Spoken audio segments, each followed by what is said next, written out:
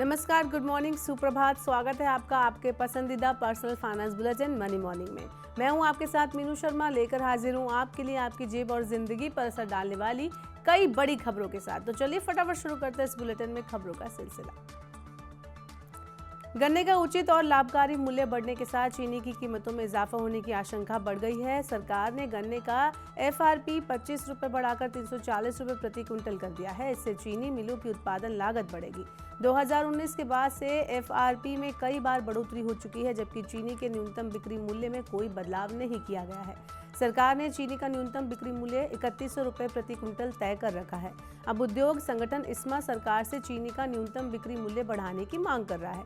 इस्मा का कहना है कि 340 रुपये प्रति क्विंटल एफआरपी के आधार पर चीनी का न्यूनतम बिक्री मूल्य 3900 रुपये प्रति क्विंटल होना चाहिए।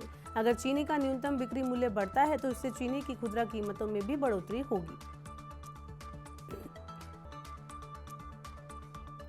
ऑनलाइन ऐप के जरिए झटपट लोन देने वालों पर जल्द लगाम लगेगी। Financial stability and development council बैठक में वित्त मंत्री निर्मला सीतारमण ने डिजिटल लोन के जरिए अनधिकृत कर्ज वितरण पर लगाम लगाने के लिए अतिरिक्त कदम उठाने का निर्देश आरबीआई और अन्य नियामकों को दिया है। उन्होंने वित्तीय नियामकों से घरेलू और वैश्विक वित्तीय स्थिति को देखते हुए उभरते जोखिमों का पता लगाने के लिए निरंतर निगरानी रखने और सक्रिय कदम उठाने के लिए भी कहा है। इसके अलावा सभी वित्तीय संस्थाओं के लिए एक यूनिवर्सल केवाईसी प्रोसेस का भी सुझाव दिया गया, ताकि केवाईसी प्रोसेस को आसान और डिजिटल बनाया जा सके। वित्त मंत्री ने सोशल स्टॉक एक्सचेंज के माध्यम से सोशल एंटरप्राइजेस द्वारा फंड जुटाने को प्रोत्साहन देने की भी बात कही। सरकार ने चावल की महंगाई को नियंत्रित करने के लिए उसना चावल के निर्यात पर निर्यात शुल्क की सीमा और बढ़ा दी है। उसना चावल पर 20% शुल्क 31 मार्च के बाद भी जारी रहेगा। स्थानीय स्तर पर पर्याप्त भंडारण और घरेलू कीमतों को नियंत्रण रखने के लिए 25 अगस्त 2023 से 16 अक्टूबर 2023 तक उसना चावल पर 20% निर्यात शुल्क लगाया गया था। बाद में इसे 31 मार्च 2024 तक के लिए बढ़ा दिया गया था। अब वित्त मंत्रालय ने कहा है कि 20% निर्यात शुल्क बिना किसी अंतिम तिथि के 31 मार्च के बाद भी जारी रहेगा।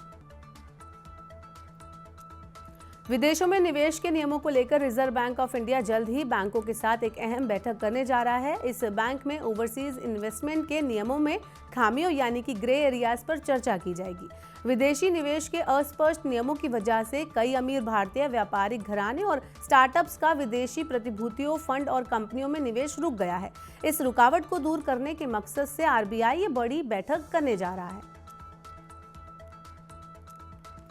देश के कोचिंग संस्थानों पर टैक्स चोरी का शक है। Director general of GST intelligence ने वित्त वर्ष 2020-21 और 2021-22 के दौरान संभावित टैक्स चोरी की जांच शुरू की है।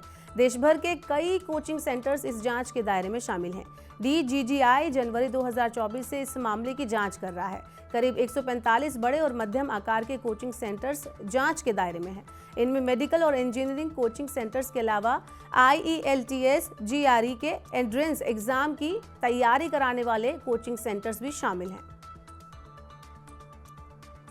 तो आज के मॉर्निंग के बुलेटिन में फिलहाल के लिए इतना ही। अपने काम की जरूरी खबरें देखने और समझने के लिए सब्सक्राइब करें हमारे YouTube चैनल को।